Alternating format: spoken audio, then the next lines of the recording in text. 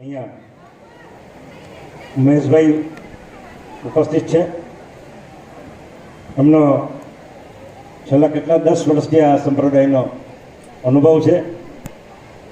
એ બે શબ્દ અહીંયા આવીને કહેશે તો શાંતિથી સાંભળજો. એનો નિચોડ સંપ્રદાયનો શું છે, શું કહેવા માગે છે, એ મહેશભાઈ ઉપસ્થિત રહે અને બે શબ્દ આપણા કાયમ પંડિતભાઈઓને સંભળાવે. મહેશભાઈ.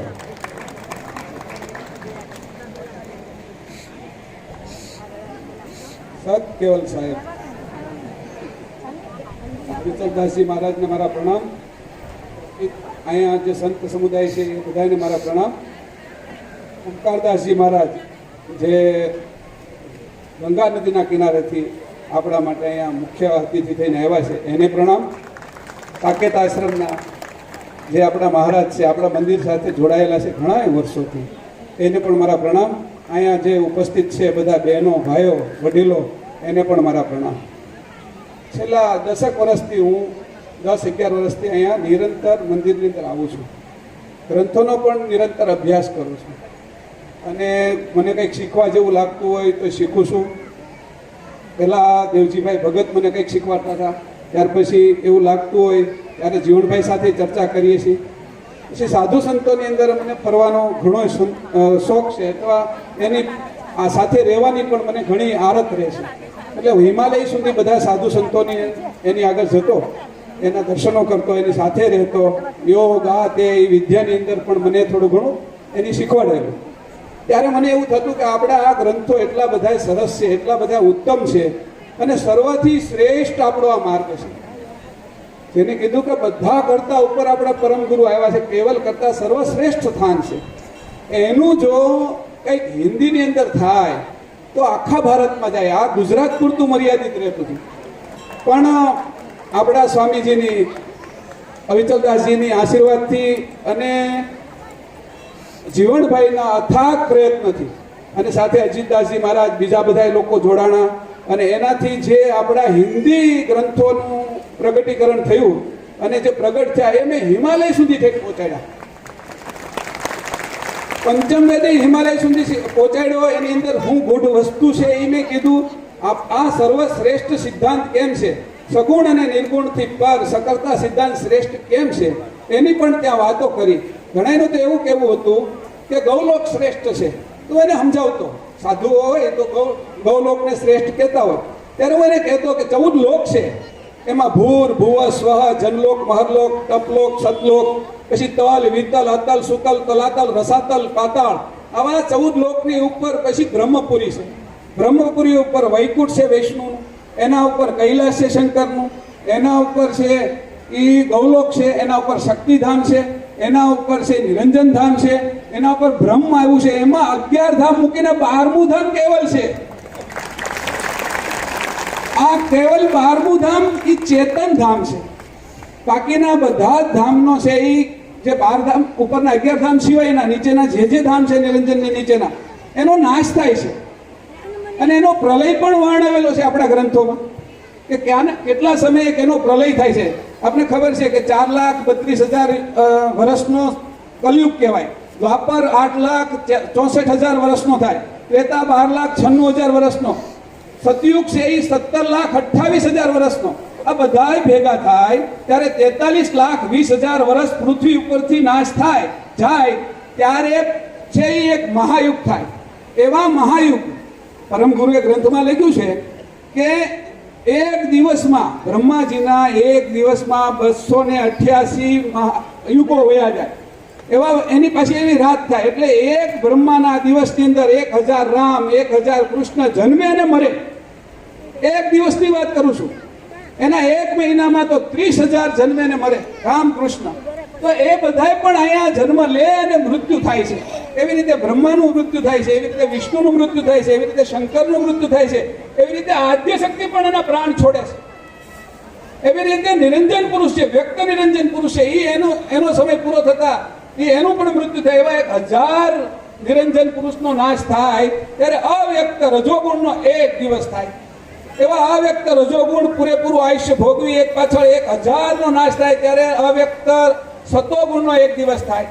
એવી રીતે 1000 શતકોણ પૂરેપૂરું આયુષ્ય ભોગવીને નાશ પામે. આ બધું ખાલી તમને કહેવા માટે કહું છું. આપણે કેટલો પરમ ધર્મ પાળી છીએ, આપણું સ્થાન ક્યાં છે અને ક્યાં આપણે છીએ અત્યારે, એને કહેવા માટે કહું છું. તો આવી રીતે નિરંતર બધાનો નાશ થાય છે. એમાં છેલ્લે અવ્યક્ત નિરંજન પુરુષ મરે અને એ બ્રહ્મમાં સમાય.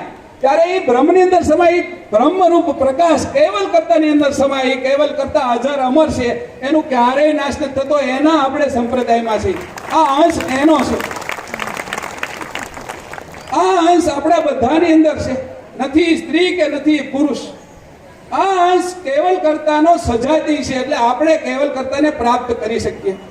હવે હું વિચાર કરતો હતો, એક વખત જીવણભાઈને અમે બેઠા હતા, વાત કરતા હતા કે રઘુરામજી મહારાજે અહીંથી જ્યારે એને દેહને છોડવાનો હતો, 131 વર્ષની ઉંમર હતી એની, ત્યારે બહુ બધા લોકોને 6 મહિના પહેલા કહી દીધું કે મારે મારો દેહ હવે છોડવાનો છે. આખા ગુજરાતમાંથી જે એને જાણતા થાય એવા સંતો, મહંતો, તપસ્વીઓ, જે રાતના 2 વાગે લક્ષ ભજન કરવા બેસી જતા છે, એ બધા ભક્તો, એ બધા અહીંયા અકડે ઠક ભરેલા હતા. આપણે જેમ બેઠા છે એની કરતા પણ વધારે બેઠેલા છે. ત્યારે એમાં એની ઉલ્લેખ કર્યો કે બધાથી ઉપર જે કૈવલધામ છે એમાં કોઈને આવું છે? આવું બધાને પૂછ્યું, કોણ આમાંથી તૈયાર છે? મનુષ્યમાંથી એક કે ના નીકળો. આટલા બધા તપસ્વી ગ્રંથનો અભ્યાસ કરતા, રોજે એનું પારાયણ કરતા, ઉપાસનાઓ કરતા, મનુષ્યની બુદ્ધિ કરતા પણ ઓલી ઘોડીની બુદ્ધિ કેટલી મારે આગળ મૂકવી. ઘોડીને પૂછ્યું પછી કે તારે આવું છે કેવલધામ? તો ઘોડીએ તરત હા પાડી. બોલો એની ઘોડીની અને રઘુરામજી મહારાજની એકતા કેવી હશે? એ ઘોડીએ હા પાડીને એને કીધું કે હા, હવે તું આજે પહેલા આગળના દિવસે એને કેવલધામ મોકલી અને પાછળના દિવસે પછી એની સમાધિ લીધી. તો આ રીતે કેવલધામ, તો આપણે બધા મનુષ્ય હોય તો પેલી ઘોડી એ પશુ કહેવાય, છતાં એની બુદ્ધિ મનુષ્ય કરતા તો વધારે ગણવી ને. કે મનુષ્ય તો મોહમાં રહેશે, માયામાં રહેશે. એને સંપત્તિ, સત્તા, છોકરા, પૈસા, જે કાંઈ છે એની અંદર રસ રહેશે. એટલે એક કે કેટલી ભક્તિ કરતા હતા, કેટલાય આસનો કરતા છે, મારી જેમ શીર્ષાસની કરવા વાળા છે, પણ એમાંથી એક કે એની જીભ એમ ન ખુલ્લી, માથું પણ આમ હાલ નીચે ન થયું મારે કેવલધામ આવું. કોઈ કીધું તમને ગાડી જોઈશ, મફત આપવું, આજે ઓડી આપવું, તો આપણે આ પાડીને બધા ઊભા થઈ, આ તો કેવલધામ દેવાનું છે. કોઈને કીધું આ સોનાનો હાર આપવું, હીરાનો હાર આપવું, તમને સારા ચપ્પલ લઈ દઉં, તોય આપણે હા પાડીશ. આ કેવલધામમાં હા ન પાડી શકીએ આપણે, તો આપણી મતિ કેટલી મૂઢ છે. અહીંયા આવીને આપણે જડ ઉપાસનાની અંદર જડતા કરશું કે ચેતનને જાણશું? આપણો માર્ગ ચેતન છે. આ જે સગુણ અને નિર્ગુણથી પર એવો સકર્તા સિદ્ધાંત છે શેઠ. પછી મને એવું લાગ્યું, મેં કીધું આ ઘોડી જ્યારે રસ્તામાં જાતી હોય ત્યારે તો કેટલાય શ્રેષ્ઠ ધામ આવે આડા. એ જે ધામ આવે એમાં દેવ લોકો આવે, એની અંદર બાગ બગીચા આવે. ઘોડીને એમ ન થયું કે હું થોડું ખાઈ લઉં. અહીંયા રસ્તામાં જાતી હોય ને આ લોકો ઘોડા ન કરે, ડાબલા પહેરાવી દે. જો રસ્તામાં બીજી બાજુ જો કઈ ઘાસ લીલું ભાળી જાય ને તો એ બાજુ વયા જાય ઘોડા, એટલે ન જાય. રોડ ઉપર બરાબર હાલ્યા કરે એટલા માટે ડાબલા પહેરાવી દીધા હોય. તો આ ઘોડી જ્યારે ઉપર જાતી છે તો ત્યારે એને રસ્તામાં કોઈ ધામમાં રોકાવાનું મન નહીં થયું હોય. આપને પણ એવું થાય કે કંઈક જો આપણે કોઈ વસ્તુ આપતા હોય તો આપણે વચ્ચે એને લેવા જાય. છોકરાને લઈને ગયા તો મમ્મી કે મને ઓલો ફૂગો અપાય ને, મને આ કેડબરી લઈ દે ને. આપણે રોડ ઉપર જતા કે આ ફ્રૂટ બહુ સારું છે એ લઈ લઈ, આપણે લલચાઈ જઈએ. આ ઘોડી લલચાણી નહીં હોય, આ લાલચથી પણ એ આગળ ગયેલી. એટલે આ હું અહીંયા આવું એટલે પછી પ્રણામ કરું, પહેલા ઘોડીને કરું. હું એને કહું કે ભાઈ જો પરમગુરુ રઘુરામજી મહારાજ પરમ ગુરુની કૃપાથી કેવલધામ ગયા, ઘોડીને લઈ ગયા, મને મારી જેવા ગધેડાને નહીં લઈ જા, હું એમ પ્રણામ કરું. આપણે ઘોડીથી પણ નીચે છીએ. એ ઘોડીને લઈ ગયા તો આપણી જેવા ગધેડાને નહીં લઈ જાય, એમ કરીને રોજ મારા પ્રણામ થાય કે એક દિવસ તો એ સાંભળશે ને મારું. એટલે આ જો ઘોડી ગઈ હોય તો આપણા હાથમાં આવો શ્રેષ્ઠ સંપ્રદાય છે, કાયમ પંથ છે, જ્ઞાન સંપ્રદાય છે, તત્વો સત્વ જ્ઞાન છે આપણી આગળ, તત્વ જ્ઞાન છે આપણી આગળ, બ્રહ્મ જ્ઞાન છે આપણી આગળ, ચેતન જ્ઞાન છે આપણી આગળ બધી જ વાણીઓનું જ્ઞાન છે. વેખરી, મધ્યમાં, પશ્યંતી, પરા, પરાત, પર, આકાશવાણી જેને કહેવાય છે, નય અક્ષર રૂપ અઘોર વાણી અને ચેતન વાણી, અમૃત વાણી વધે એવું કીધું. જ્યારે હજરતભાઈએ બહુ તપ કર્યું ને ત્યારે છે એ પરમ ગુરુ એની અમે પ્રગટ થયા અને અમૃત વાણીને વધ્યા. એ 7મી અમૃત વાણી છે, અંશ અંશીની વચ્ચે વાત કરવાની. આ બધી વાણીઓ આપણી અંદર છે અને અંશ આ ઘાટમાં અંશ ન હોય તો આ કોઈ ચાલી શકે નહીં. અમારા બાબુ કાકા કહે ઘણી વખત કે આગળ વાળા કે બોલો ભાઈ રામ, અને પાછળ વાળા કે બોલો ભાઈ રામ, વચ્ચે વાળો કાંઈ બોલે નહીં. હંસ ન હોય તો શું થાય હાલત? એ તો ઠાઠડીમાં હોય, એ કદી બોલે? એ કેવો નિરાતે હું તો છે. હંસ વગર બધું છે એ જડ છે. આપણે છે એ જડની ઉપાસના કરવા વાળા નથી, આપણે ચેતનની ઉપાસના કરવા વાળા છીએ. આ ઘોડીનું ખાલી એક નિશાન રાખીશું ને આપણે, તોય કેવલધામ જઈશું. કરુણા સાગર ભગવાન કી જય. પૂજ્ય સંત શ્રી વિચોદાસ બાપજી અહીંયા ઉપસ્થિત છે, એમના આપણે બે શબ્દના આશીર્વાદ લઈએ. પછી જમવાની વ્યવસ્થા પાછળ કરવામાં આવી છે. દરેક ભાઈ બહેનોએ શાંતિથી આપણે જમવા જવાનું છે. વિચોદાસ બાપજી સત્કર સાહેબ. શ્રીમદ કરુણા સાગર ભગવાન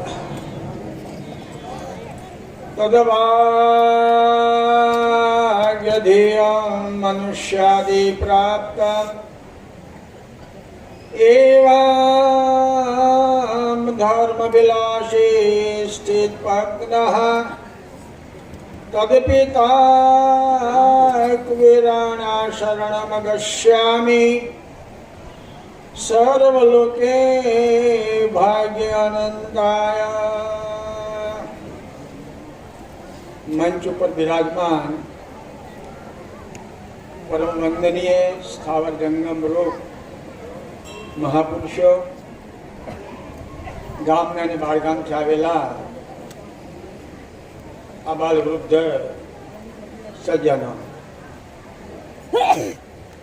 આગલા વર્ષ કરતો 1.5 કલાક મોડા છીએ અને મોડામાં પાછું લોબું મોડું થયું. ખરેખર તો આ ટાઈમે તો ખાઈને હોઈ જવાનું, પણ હું ટૂંકમાં જ કહું, 2028થી ઉમરા ગામ સાથે હું જોડાયેલો છું. લગભગ 40 વર્ષ થઈ ગયા, 48 વર્ષ થયા. પહેલાં હું જ્યારે શરૂમાં મોહલ્લાની કથા કરવા આવતો હતો ત્યારે પરણે 15 મોઢા કથામાં હોય અને 12 છોકરાઓ શરબત બનાવતા હોય. દિવસે દિવસે દિવસે એની ક્રાંતિ થતી ગઈ. આજે મને એમ લાગતું હતું કે આ શોભાયાત્રામાં છે, મારે બધા જો મંદિરના પટાંગણમાં છે હમાશે નહીં. પણ પછી રસ્તામાં લોકોને પૂછ્યું, એટલે જમીને, હા બાપજી જમીને હેડ્યા તો સારું છે, ભૂખ્યા ના જશો. જમીને ગયા તે સારું છે. ના કેટલા રસોડામાં હશે. કહેવાની મતલબ, આપણે આજે પંચમુદ્રા સિદ્ધ મહાન તપોનિધિ રઘુરામજીનો 251મો જન્મ જયંતિ કે પ્રગટ મહોત્સવ ઉજવ્યો. આંકડો બહુ સારો છે. કોઈ ભાઈ મંદિરમાં જાય ને, ખિસ્સામાંથી 250 રૂપિયા કાઢે, બાજુ પર ઘરમાં એના મૂકાય, 1 રૂપિયો બધા કે છે 250 ના મૂકાય. કેટલા મૂકવાના? 251 મૂકવા પડે. એટલે 251નો આંકડો સારો છે. આપણે આ પ્રગતિ કેમ થઈ? સંતોથી નહીં, મહાપુરુષો એના વહીવટ કરતાથી નહીં. તમે પૂર્ણ શ્રદ્ધા રાખો. આપણી સાથે પ્રત્યક્ષ નહીં તો પરોક્ષ રીતે પંચમુદ્રા સિદ્ધ રઘુરામ છે, ઉર્જા રૂપે છે. આપણે જેટલો એમને ભાવ બતાવીએ, એમના માટે જેટલો પ્રેમ પ્રદર્શન કરીએ, એટલો એ વર્તો આપણને જવાબ આપે. તમે કોઈ મંદિરમાં જાઓ, મોટો ગુમ્મટ હોય અને તમે જોરથી તાળી પાડો કે પછી કોઈ શબ્દનો નાદ કરો, તો તમે જેટલું જોરથી બોલો એટલો પડઘો ગુમ્મટમાંથી પડે. એમ આપણે જેટલો પ્રેમ પ્રદર્શન કરીએ એટલું એમનો આપણા પર કૃપા દ્રષ્ટિ વરસે. એટલે ચાલતું ના, આ પ્રગતિ ચાલુ જ રહે. આપણે ભાવથી પ્રસંગ ઉજવવાના જ છે, સંતોને તેડાવવાના, મહાપુરુષોને તેડાવવાના, અને રઘુરામની કૃપા સદાય આવે કે ના આવે બધાના પર વરસતી જ રહે, એ જ અભ્યર્થના. શ્રીમદ કરુણા સાગર